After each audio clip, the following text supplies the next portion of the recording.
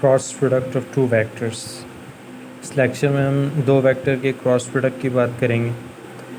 Cross product of two vectors आप जानते हैं कि ये भी वेक्टर प्रोडक्ट है और ये एक ऐसा प्रोडक्ट है जिसमें दो वेक्टर को मल्टीप्लाई करने पे एक न्यू वेक्टर मिलता है। The cross product A cross B is a vector, means it is a vector. For this reason it is also called the vector product. That's why we say it is a vector product. हम इसे कहते हैं कि ये vector product है। A cross B is defined only when A and B are in three dimensional vectors. ये बात note down करने की कि A क्रॉस B जो है ये सिर्फ थ्री डायमेंशनल वेक्टर के लिए डिफाइंड होता है। एक अजम्पशन ये भी है कि ये 7 डायमेंशनल वेक्टर्स के लिए भी डिफाइंड होता है, लेकिन वो ख़ास तौर पे प्रैक्टिकल यूज़ में नहीं है और हम ना ही उसको जज कर सकते हैं। हम उसे बस ये देख सकते हैं कि उस वेक्टर के कंपोनेंट 7 कंपोनेंट होंगे, जिस तरह यहाँ पे इसमें 3 कंपोनेंट्स होते हैं। अदरवाइज़ ये जो specific standard cross product defined होता है वो 3 डायमेंशनल वेक्टर 3D वेक्टर्स के लिए ही डिफाइंड होता है। So A cross B is defined only when A and B are 3 dimensional vectors. Mathematical definition इसे बाय डिटरमिनेंट कैसे डिफाइन करते हैं? If A and B are the vectors where A is the component vector a1 a2 a3 and b is another component vector, then cross product of a and b is defined as a cross b। i j k a1 a2 a3 first row जो है, second row जो है ये vector a के component होंगे, b1 b2 b3, और third row जो है ये वेक्टर b के कंपोनेंट होंगे। इस तरह ए क्रॉस बी आपके पास in the form of determinant I J K की फॉर्म में आ जाएगा, और आई जे के आप जानते हैं स्टैंडर्ड बेसिस है। सो ये एक वेक्टर की फॉर्म आएगी आपके पास। A cross B is a vector perpendicular to both A and B. Actually A cross B ये ज्योमेट्रिकली देता क्या है, ये एक ऐसा वेक्टर प्रोवाइड करता है जो कि दोनों के दोनों ए और बी दोनों पर परपेंडिकुलर हो। तो ए क्रॉस बी जो आपके पास एक न्यू वेक्टर आएगा, let this vector is C. आपने ए क्रॉस बी को सी कह दिया, तो अब वो जो वेक्टर सी आया है वो क्या होगा, वो ए और बी ये दोनों पे परपेंडिकुलर होगा। एट अ टाइम ये दोनों पर परपेंडिकुलर होगा। तो क्रॉस प्रोडक्ट का जो वेक्टर होता है वो अपने दोनों वेक्टर्स पे परपेंडिकुलर होता है। नाउ फॉर एग्जांपल अगर हम क्रॉस प्रोडक्ट को देखना चाहें तो हम दो वेक्टर के क्रॉस प्रोडक्ट को देख सकते हैं। If A is a vector, इसके कंपोनेंट है 1 3 4, बी इज़ अनदर वेक्टर, इसके कंपोनेंट हैं 2 7 -5। सो इसका जो क्रॉस प्रोडक्ट है वो हम यूजिंग डिटरमिनेंट फाइंड आउट कर सकते हैं, और इसके डिटरमिनेंट से जो क्रॉस प्रोडक्ट की वैल्यू आएगी वो आई जे के 1 3 4 एंड 2 7 -5। ये 1 3 4 जो है ये वेक्टर ए के कंपोनेंट्स हैं, 2 7 -5 जो है ये वेक्टर बी के कंपोनेंट। और आप ये जानते हैं कि क्रॉस प्रोडक्ट में हम डिटरमिनेंट के ज़रिए इसी तरह हम कैलकुलेट करते हैं। अब आप डिटरमिनेंट एक्सपेंड करेंगे तो after expanding this determinant you will find that the cross product of A cross B. Expanding by first row के थ्रू एक्सपेंड करेंगे। डिटरमिनेंट आप जानते हैं कि कैसे एक्सपेंड करते हैं, इसकी मैं एक्सप्लेनेशन नहीं दे रहा कि डिटरमिनेंट को कैसे एक्सपेंड करना है। जिस तरह आपने इंटरमीडिएट में सीखा है अपने डिटरमिनेंट को एक्सपेंड करना, या फर्स्ट ईयर में सीखा था, तो उसी तरह आप एक्सपेंड करके आप इसकी वैल्यू को सिंप्लीफाई करेंगे और आई जे के की फॉर्म में एक वेक्टर आपके पास आ जाएगा। ये जो वेक्टर आएगा ये actually cross A cross B. अभी हमने देखा था कि जो क्रॉस प्रोडक्ट से वेक्टर आ रहा है, एक न्यू वेक्टर है ना, इसे आप वेक्टर सी कह दें। ये क्या होता है, ये दोनों वेक्टर ए और बी पर परपेंडिकुलर होता है। अब आपको ये चेक अगर करना है कि ये परपेंडिकुलर है या नहीं, तो आपने क्या करना है, आपने इस ए क्रॉस बी का डॉट प्रोडक्ट लेना है। किससे? वेक्टर ए से। जब आप ए क्रॉस बी का डॉट प्रोडक्ट लेंगे वेक्टर ए से, वेक्टर ए गिवन है, सो आपके पास रिज़ल्ट में ज़ीरो वेक्टर मिलेगा। या आप वेक्टर बी से लेंगे तब भी रिज़ल्ट में ज़ीरो वेक्टर मिलेगा, क्योंकि ये दोनों के दोनों वेक्टर पे परपेंडिकुलर या ऑर्थोगोनल होता है। सो ये आप चेक कर सकते हैं इस तरह के आपके पास जो क्रॉस प्रोडक्ट आया है वो सही है या सही नहीं है। तो ये एक चेकिंग क्राइटेरिया हो जाएगा आपका, क्योंकि क्रॉस प्रोडक्ट हमेशा दोनों के दोनों वेक्टर पे ऑर्थोगोनल होता है। To show that A cross A is a zero vector, for any vector A in R3। हम ये भी शो कर सकते हैं कि दो सेम वेक्टर का अगर आप क्रॉस प्रोडक्ट डिफाइन करें तो वो एक ज़ीरो वेक्टर आता है। सेम वेक्टर का क्रॉस प्रोडक्ट एक ज़ीरो वेक्टर आता है। Theorem states that the vector A cross B is orthogonal to both A and B. A cross B का जो वेक्टर है ये ऑर्थोगोनल होता है किस पे, वेक्टर ए पे भी और वेक्टर बी पे भी। तो आप अलग अलग जब दोनों का डॉट प्रोडक्ट लेंगे, A cross B dot A ले लें या फिर A cross B dot B ले लें, दोनों से आपको रिजल्ट में क्या मिलेगा, ज़ीरो वेक्टर मिलेगा। This is a vector, this provides you a vector and this is a zero vector. So इस तरह हम ये कह सकते हैं कि दो वेक्टर का जब dot product, this is not vector, this is scalar because this is dot product का रिज़ल्ट स्केलर। सो जब ये ज़ीरो मिलेगा तो आप ये कह सकते हैं कि they are orthogonal to each other. तो इस तरह क्रॉस प्रोडक्ट की ऑर्थोगोनैलिटी को देख सकते हैं। इसकी एक सिंपल एप्लीकेशन टॉर्क की सूरत में हम देखते हैं, जो कि टॉर्क जब हम फाइंड आउट करते हैं तो टॉर्क जो है पोजीशन वेक्टर आर का और फोर्स वेक्टर जो होता है इनका क्रॉस प्रोडक्ट होता है। पोजीशन वेक्टर और फोर्स का जो क्रॉस प्रोडक्ट होता है वो टॉर्क प्रोवाइड करता है। जैसे कि डॉट प्रोडक्ट जो है आपको वर्क डन प्रोवाइड करता है, तो टॉर्क आपको कहाँ से मिलेगा, ये क्रॉस प्रोडक्ट के थ्रू मिल जाएगा। Right hand rule explains the direction of A cross B as if right hand curled in the direction of the rotation from A to B. Then हम ये देख सकते हैं कि राइट हैंड रूल ये ऐसा एक ज्योमेट्रिकल पर्सपेक्टिव आपको प्रोवाइड करता है जिसके तहत आप ये कह सकते हैं कि आप किसी क्रॉस प्रोडक्ट की डायरेक्शन को डिफाइन कर सकते हैं। तो right hand rule explains the direction of A cross B.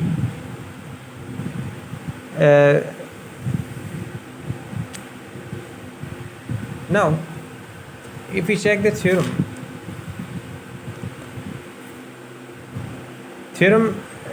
states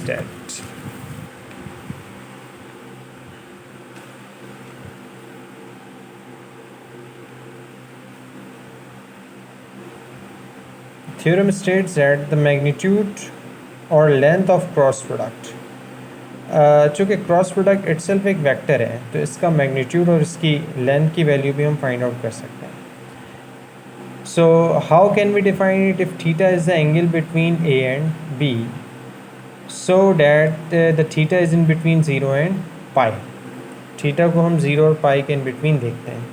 so then absolute और magnitude of A cross B is actually defined as the absolute of A into absolute of B। absolute से हमारा ये magnitude है, magnitude of A into magnitude of B sine theta. So इस तरह cross product के magnitude को हम find out कर सकते हैं। तो क्रॉस प्रोडक्ट का मैग्नीट्यूड इक्वल होता है magnitude of the vector A magnitude of the vector B into sine theta, where the range of the theta is in between zero and pi. Theta की range जो है वो zero और पाई के in between लाई करेगी। Corollary states as two non-zero vectors A and B are parallel if and only if their cross product is zero। ये zero जो आएगा आपके पास ये एक वेक्टर आएगा, चूँकि cross product A cross B vector होता है तो उसका रिजल्ट भी एक वेक्टर आएगा। अगर डॉट प्रोडक्ट होता है ये ज़ीरो होता है। तो देखिए पैरेलल और परपेंडिकुलर ये दो इम्पॉर्टेंट फैक्टर्स हैं किसी वेक्टर के हवाले से। दो वेक्टर पैरेलल हैं या दो वेक्टर परपेंडिकुलर है, इसका चेक हम किस तरह करते हैं, डॉट प्रोडक्ट और क्रॉस प्रोडक्ट ये आपको चेकिंग क्राइटेरिया बताता है। अगर दो वेक्टर का डॉट प्रोडक्ट ज़ीरो आ जाए तो वो दोनों के दोनों वेक्टर परपेंडिकुलर से, और अगर दो वेक्टर का क्रॉस प्रोडक्ट ज़ीरो आ जाए तो वो दोनों का दोनों वेक्टर जो है वो पैरेलल होते हैं। अच्छा, एक फ़र्क जो डॉट प्रोडक्ट और क्रॉस प्रोडक्ट के में हम देखेंगे वो ये देख सकते हैं कि डॉट प्रोडक्ट का रिज़ल्ट ज़ीरो नंबर होता है, जबकि क्रॉस प्रोडक्ट का जो रिज़ल्ट है ये ज़ीरो वेक्टर है। तो ये बात ज़रा डिफरेंस के तौर पे नोट डाउन करने की। Note down the length of the cross product A cross B equals the area of the parallelogram determined by a vector A and B. जो मैग्नीट्यूड आता है ए क्रॉस बी का, जिसे आप लेंथ कहते हैं, ये क्या आपको फाइंड आउट करके देता है? ये area of parallelogram find out करके देता है, पैरेललोग्राम का एरिया फाइंड आउट करके देता है. So it determines the area of the parallelogram determined by the vector a and b. Half area of parallelogram is the area of the triangle, that is 1/2 area of a cross b. So जब इसके area का, parallelogram के area को आप half कर देंगे, so after having this area you will get the area of triangle. तो इस तरह आप ट्राइंगल के एरिया को भी फाइंड आउट कर सकते हैं. तो क्रॉस प्रोडक्ट इस पर्पज़ के लिए भी बाज़ औक़ात यूज़ किया जाता है कि उसके थ्रू हम पैरेललोग्राम का एरिया और ट्राइंगल का एरिया फाइंड आउट कर लें, चूँकि one of the simplest way to find the area of parallelogram and triangle. चंद एक इसकी प्रॉपर्टीज़ हैं, इन प्रॉपर्टीज़ को देखें. सिंपल प्रॉपर्टीज़ में आती हैं सारी की सारी. तो A cross B does not equals B cross A. A cross B cross A के इक्वल नहीं होता, बल्कि ये A cross B minus times of B cross A के. इसे हम कहते हैं एंटी कम्यूटेटिव. कुछ होते हैं वो कम्यूटेटिव होते हैं. कम्यूटेटिव का मतलब क्या होता है? ए क्रॉस बी इक्वल हो जाएगा बी क्रॉस ए के, एग्जैक्ट इक्वल हो जाएगा, जैसे कि डॉट प्रोडक्ट में होता है, जैसे कि एडिशन में होता है. दो वेक्टर का एडिशन आप ए प्लस बी लें, बी प्लस ए लें, वो कम्यूटेटिव होता है. दो वेक्टर का डॉट प्रोडक्ट आप ए डॉट बी लें या बी डॉट ए लें, वो कम्यूटेटिव होता है, सेम देता है. लेकिन दो वेक्टर के क्रॉस प्रोडक्ट के हवाले से कम्यूटेटिविटी होल्ड नहीं करती. सो इसके हवाले से हम ये कहते हैं कि they are anti commutative. So we say that A cross B is equal to minus times B cross A. इसी तरह अगर आप किसी मैग्नीट्यूड को या किसी स्केलर को किसी वेक्टर ए से मल्टीप्लाई करेंगे तो C times vector A cross B, C अलग हो जाएगा और ए क्रॉस बी का वेक्टर फाइंड आउट ऑफ कर लेंगे. या फिर वेक्टर ए को सी टाइम्स वेक्टर बी से मल्टीप्लाई करें. In all cases result will remain same. तीनों केसेस में रिजल्ट सेम रहेगा. बात समझ में आई हुई? इसी तरह A cross B plus C एक डिस्ट्रीब्यूटिव प्रॉपर्टी है. वेक्टर ए जो है डिस्ट्रीब्यूट हो जाएगा बी और सी पर अलग अलग, लीनियरली डिस्ट्रीब्यूशन जिसे कहते हैं. सो ए क्रॉस बी, बीच में यहाँ पे प्लस है, ए क्रॉस सी आ जाएगा. नाउ ए क्रॉस बी क्रॉस सी, अब सी अगर राइट साइड से यहाँ पे डिस्ट्रीब्यूट हो रहा है तो ये A cross C plus B cross C होगा. ये बात नोट डाउन करने की है कि लेफ़्ट हैंड साइड से और राइट हैंड साइड से इसका क्रॉस प्रोडक्ट लेना, ये दो अलग अलग बातें हैं. क्यों अलग अलग बातें हैं? वो इसलिए कि हमने अभी देखा है कि क्रॉस प्रोडक्ट कम्यूटेटिव नहीं होते, इसलिए ये लेफ़्ट डिस्ट्रीब्यूटिव और ये right distributive, they both are different properties. इसकी वजह से डिफरेंस आता है. जबकि दो वेक्टर, एक वेक्टर का डॉट और उसके अलग अलग वेक्टर का cross product A dot B cross C, ये इक्वल आएगा A cross B dot C के. A dot B cross C ये इक्वल आएगा A cross B dot C के. इसका मतलब क्या है? इसका मतलब ये है कि आप पहले बी और सी को डील करें क्रॉस प्रोडक्ट के साथ, उसके बाद जो रिज़ल्ट है उसका डॉट प्रोडक्ट लें ए के साथ. या फिर आप पहले ए और बी का क्रॉस प्रोडक्ट लें, उसका जो रिज़ल्ट आए वेक्टर उसको सी के साथ डॉट प्रोडक्ट लें. दोनों सूरतों में रिज़ल्ट विल रिमेन सेम. अच्छा, ये चूँकि डॉट प्रोडक्ट है, ए डॉट बी क्रॉस सी है, सो इसके नतीजे में रिज़ल्ट को स्केलर नंबर मिलेगा. ना अगर तीन वेक्टर का scalar product vector product define करें तो वो लाइक एसोसिएटिव प्रॉपर्टी होगा ए क्रॉस बी क्रॉस सी. लेकिन एसोसिएटिविटी इन जनरल होल्ड नहीं करती वेक्टर्स में, वेक्टर्स के क्रॉस प्रोडक्ट में. तो ये by definition A cross B cross C equal होगा A dot C times vector B minus A dot B times vector C. So इसे दोबारा सही से देख लीजिएगा.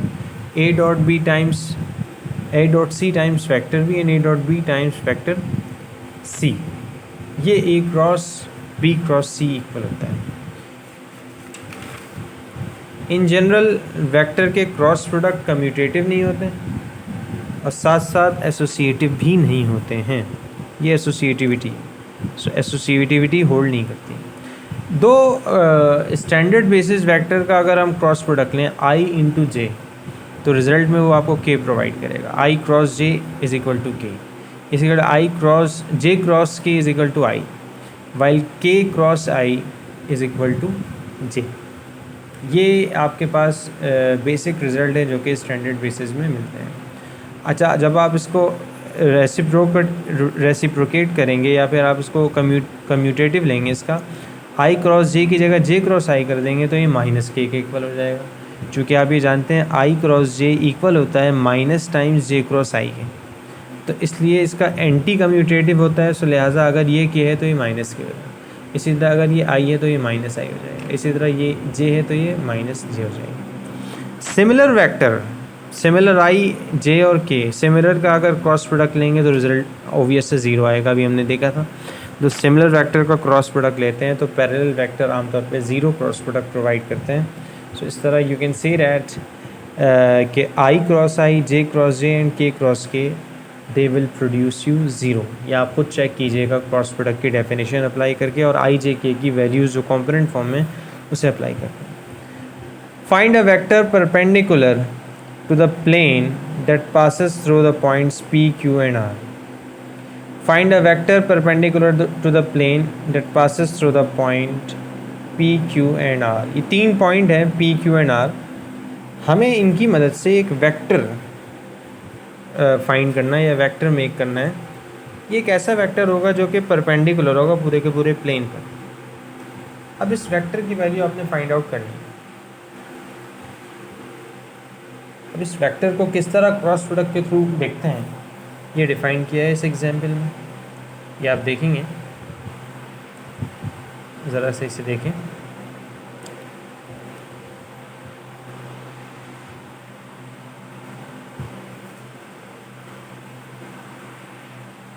देखिए पी क्यू आर तीन पॉइंट्स और क्रॉस प्रोडक्ट किस तरह निकाला है। पी क्यू, पी से क्यू का vector and P are, P से आर का वेक्टर। पी क्यू और पी आर ये जब दोनों वेक्टर आएंगे तो इनका क्रॉस प्रोडक्ट निकाला है। So this is P Q cross P R is perpendicular to both P Q and P R. ये हम जानते हैं क्रॉस प्रोडक्ट दोनों पे परपेंडिकुलर होता है। N is therefore perpendicular to the plane through P Q and are.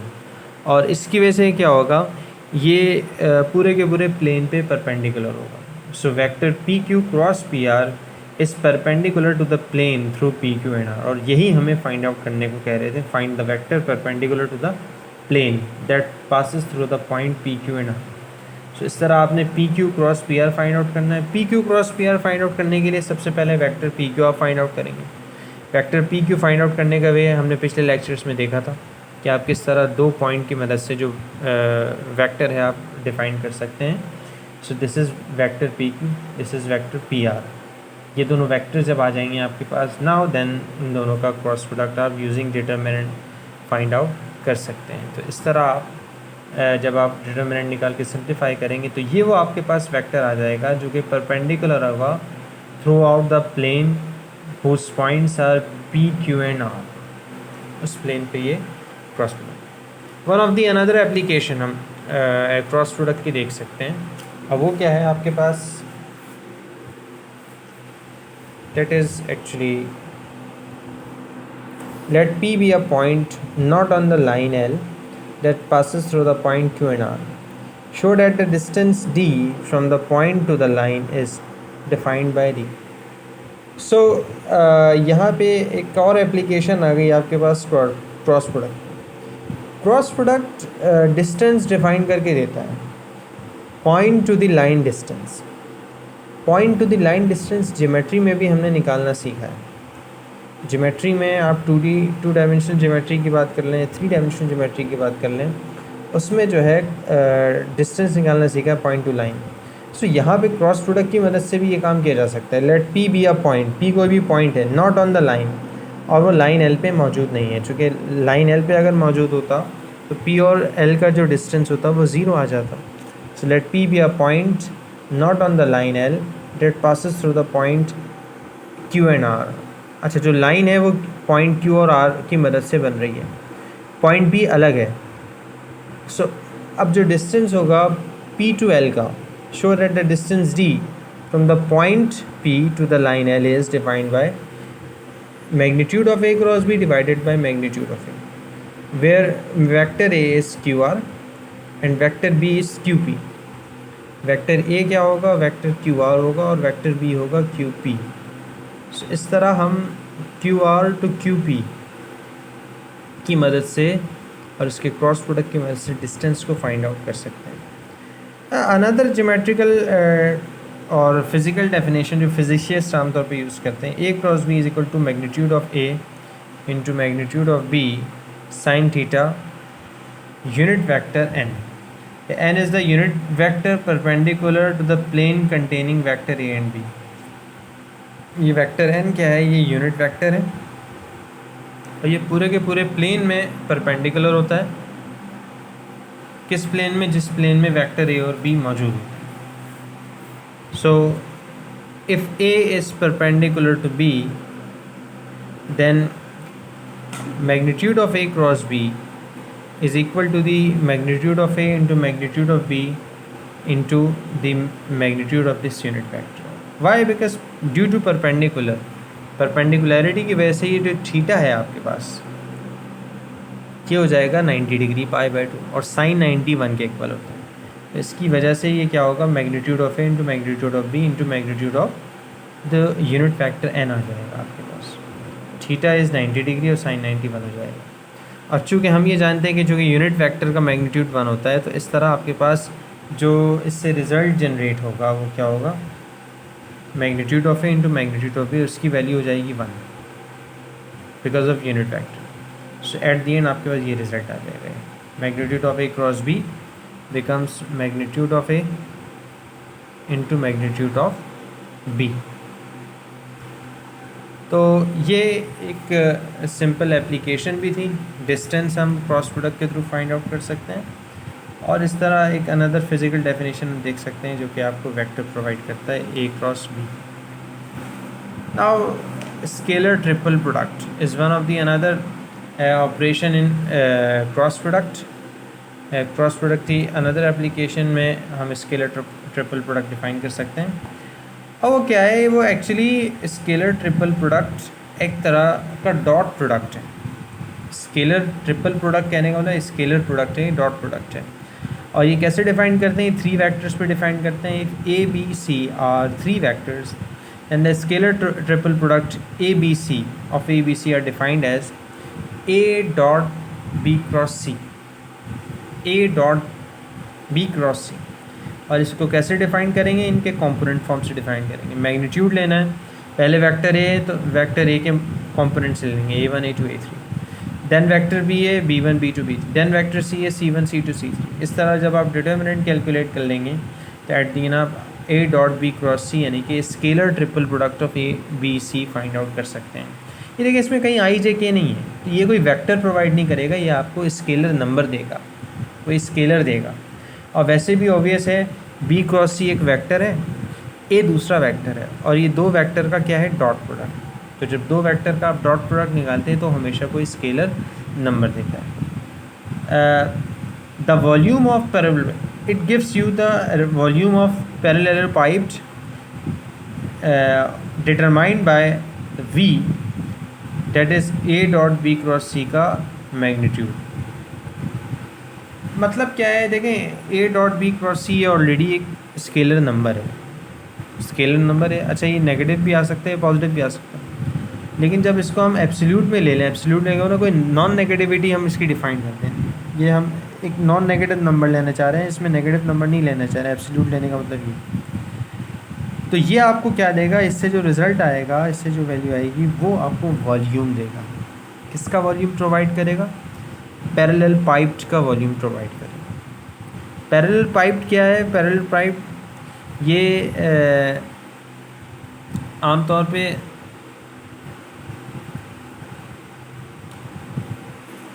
इसको आप सर्च कर सकते हैं. पैरेलल पाइप्ड ये पैरेललोग्राम जैसी कोई शेप होती है और इसमें 2 साइड्स पैरेलल होती हैं, 2 साइड्स इसकी नॉन पैरेलल होती हैं. इस तरह पैरेलल पाइप को हम डिफाइन करते हैं. उस पैरेलल पाइप का वॉल्यूम जो है 3 डायमेंशन में होता है, वो उसका वॉल्यूम हम इस तरह फाइंड आउट कर सकते हैं using scalar triple product. So if the volume is 0 then the vectors A B C lie in the same plane. तो ये एक अनदर टेस्ट क्राइटेरिया है. अगर वॉल्यूम की वैल्यू 0 आ गई तो तीनों के तीनों वेक्टर एक ही प्लेन में लाई करते हैं. अगर 3 वेक्टर एक ही प्लेन में लाई करते हैं तो हम इसे कहते हैं स्केलर कोप्लेनर वेक्टर्स. सो कोप्लेनर वेक्टर को चेक करने के लिए हमें इसके स्केलर ट्रिपल प्रोडक्ट की वैल्यू देखनी होती है. अगर स्केलर ट्रिपल प्रोडक्ट ज़ीरो आ जाए तो हम ये कह देंगे कि तीनों के तीनों वेक्टर्स क्या हैं, they are coplanar vectors, they are coplanar vectors. So use scalar triple product to show that the vectors a, b and c are coplanar। यहाँ पे चेक करने को कह रहे हैं कि स्केलर ट्रिपल प्रोडक्ट की मदद से शो करें कि ए, बी एंड सी जो है कोप्लेनर है। कोप्लेनर का मतलब क्या है कि इनका स्केलर ट्रिपल प्रोडक्ट ज़ीरो आएगा। सो आप ये इस तरह चेक कीजिएगा और चेक करके देखिएगा कि ऐसा आ रहा है या नहीं आ रहा। तो ये एक स्केलर ट्रिपल प्रोडक्ट और साथ साथ ये जो डिफ़ाइन हो रहा है ये वेक्टर प्रोडक्ट की मदद से डिफ़ाइन हो रहा है। तो इस तरह हमने इस वेक्टर प्रोडक्ट, क्रॉस प्रोडक्ट और स्केलर ट्रिपल प्रोडक्ट को कवर अप किया। That's it.